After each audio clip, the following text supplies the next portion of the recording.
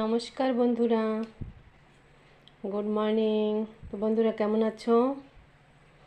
বন্ধুরা তোমরা সবাই ভালো আছো তো? আর আমার চ্যানেলে সবাইকে অভিনন্দন। বন্ধুরা তোমরা হয়তো সকলে কচুর বই খেয়েছো, কিন্তু কচুর বই ভর্তা হয়তো খাওনি। কোনো কোনো বন্ধুরা আছো কচুর বই ভর্তা খাওনি, তো আজকে আমি কচুর বইয়ের ভর্তা বানাবো। আমার সঙ্গে থাকো। গরম গরম ভাতে কচুর বইয়ের ভর্তা খুব ভালো লাগে। আমি ভাত চড়াইয়ে দিয়েছি চুলাতে। ভাতের জল ফুটে গেছে। তো এখন আমি কচুর বই কেটে নিয়েছি, অল্প কয়টা ছাল ফেলে ছোট ছোট টুকরো করে নিয়েছি। এটাকে এখন ভালো করে ধুয়ে নেব। কচুর বই কাটা ভালো করে জল দিয়ে ধুয়ে নিলাম। এই সুতোর দ্বারা এটাকে সুন্দর করে বেঁধে নেব। দেখো বেঁধে নিয়েছি। এখন আমি এই ফুটন্ত ভাতের মধ্যে দিয়ে দেব। আপনারা চাইলে জলে সিদ্ধও করতে পারো।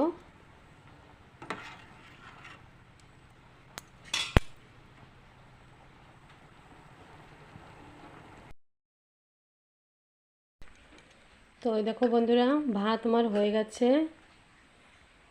তো এতক্ষণে কচুরলতিটাও সেদ্ধ হয়ে গেছে, ভাতের ভিতরে তলে চলে গেছে একদম নিচে।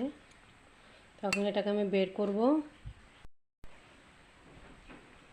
তো এই দেখো কচুরলতিটা সিদ্ধ হয়ে গেছে, খুব সুন্দর করে নরম হয়ে গেছে একদম। দেখো একদম নরম হয়ে গেছে।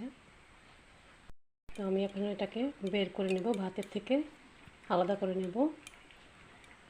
দেখো ভাতের থেকে আলাদা করে নিয়েছি কচুরলতি, আর এই সুতোটাও আলাদা করে নিয়েছি, বের করে ফেলে দিয়ে দেবো এটা। এর মধ্যে এখন দিয়ে দেবো আমি অল্প একটু লবণ, হাফ চামচেরও কম, কেননা কচুরলতি অল্প তো। আর এই দেখো একটা কাঁচা লঙ্কা কুচি করে রেখেছি, আধা পেঁয়াজ কুচি করে রেখেছি, আর একটা শুকনো লঙ্কা আছে। তোমরা চাইলে শুধু কাঁচা লঙ্কা ও শুধু শুকনো লঙ্কাও দিতে পারো। আমি দুটোটা দিয়ে দিচ্ছি একটু একটু করে। এখন লঙ্কাটাও দিয়ে দেব, আর পেঁয়াজ কুচিটাও দিয়ে দেব। আর এর সঙ্গে দিয়ে দেব ছোট স্পুনের 1 চামচ, ছোট চামচের 4 চামচের 1 চামচ সর্ষের তেল। এখন এটাকে সুন্দর করে মেখে নেব।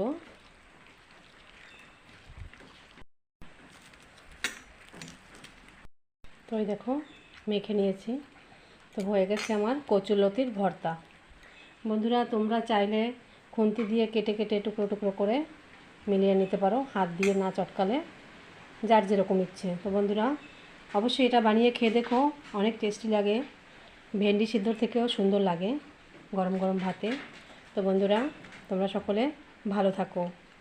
তো এখন আমি তোমাদের থেকে বিদায় নিচ্ছি। Tata, bye bye. আবার দেখা হবে অন্য ভিডিওর সাথে। ভালো থেকো সকলে, সুস্থ থেকো। Tata, bye bye.